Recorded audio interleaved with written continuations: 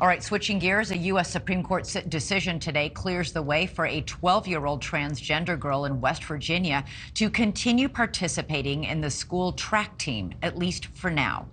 The High Court ruling denied a request to block the girl from running on her school's track and cross-country teams while the lawsuit over a state law ban continues. According to the ACLU, West Virginia is one of 19 states that have banned transgender student athletes in just the last 3 years.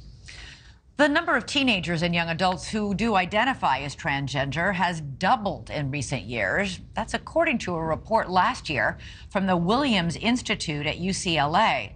And as this number grows, so does access to gender-affirming care.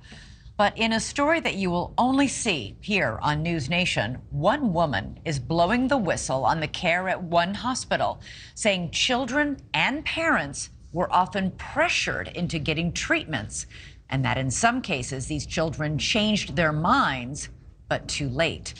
NewsNation investigative correspondent Rich McHugh has been working on this piece and joins us now. And Rich, I gotta be honest, what you found is shocking. That's exactly right, Elizabeth. This is such a heated debate playing out in America right now over gender-affirming care. And smack in the middle of it is Jamie Reed, who for 4 years worked inside this pediatric gender clinic in St. Louis. And tonight, she is blowing the whistle and responding to her critics. Take a look. The mission of the hospital that I worked at was that we were supposed to be the protectors of childhood, that we were supposed to be taking care of kids. Jamie Reed describes herself as queer, married to a trans man, and politically left of Bernie Sanders. For 4 years, she was a case manager at the Washington University Transgender Center at St. Louis Children's Hospital. But on February 7th, Reed submitted a sworn affidavit to the Missouri Attorney General. You wrote, "I thought I was saving trans kids. Now I am blowing the whistle." Why? And why now? We were directly told we could no longer say that we had concerns.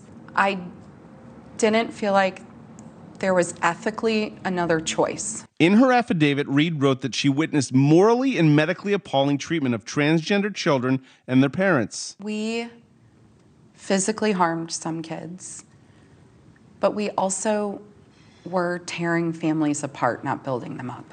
Young people who had top surgery who called 3 months later and said that they want their breasts put back on.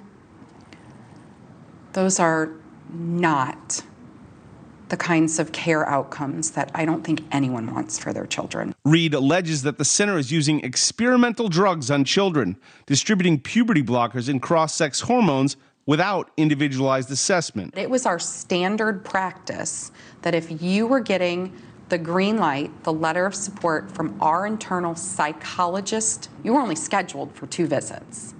That's 2 one-hour visits before you could be given the green light to move forward with transition. Reed says in some cases, giving these kids drugs without parental consent. You're alleging that sometimes parents wouldn't even consent to these treatments, yet the hospital would green light them for these children?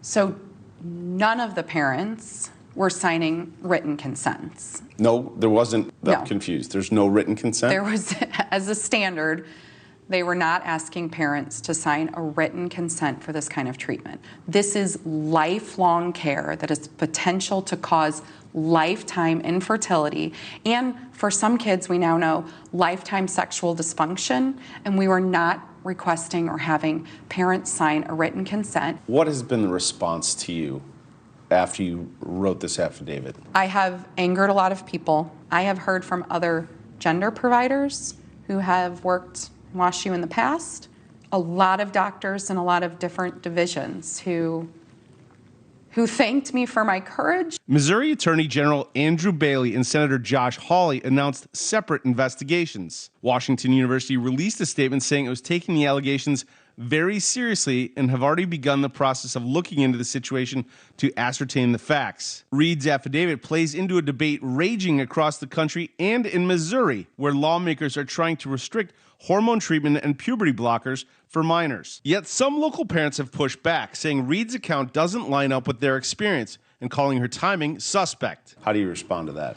There was no plot on this timing. It really came down to being told by the center in August of 2022, you had to fully get on board or get out. I would almost want to ask those parents, is it okay that we hurt 12 other kids that aren't your kid?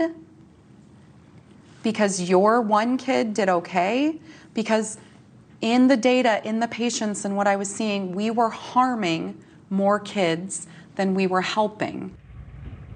Now, we asked Washington University for an on-the-record interview. They declined and referred us back to their previous statements. I asked Jamie Reed about these dual investigations and what she expects them to find. She said a lot. All they have to do is look in the data that is in the charts, the patient charts, Elizabeth. These are incredible. Rich, I have 2 kids. Every time I take them to the doctor, I feel like I sit there for 20 minutes doing nothing but signing forms. How is it possible that children are given drugs like this without parents signing forms? That's incredible. I think that's precisely the crux of the debate, or part of where the debate is focused, and I think that's probably where these investigations in Missouri are going to lead. Right, lots of investigations. Any idea when we'll hear anything from any of those? I think this is going to go on, unfortunately, like months and months. I would expect several months at the very least. And very quickly, she keeps talking about the timing of all this. What's the significance of the timing? I don't understand. So there are bills Republicans are trying to pass to ban gender-affirming care in Missouri. And her timing, her coming out right now, falls right into this in almost strange bedfellows. She is not a Republican, but they are kind of using this to further their case. So the allegation meaning that people are accusing her of playing politics, even though she's not normally on that side of the political aisle. Okay, Rich McHugh. Correct. Incredible report. Please stay on it. Thank you for being here tonight. Good to have you. Thanks, Elizabeth. Thank you for watching. Go to newsnationnow.com to find NewsNation on your television provider. And don't forget to click the red subscribe button below to get more of NewsNation's fact-driven, unbiased coverage.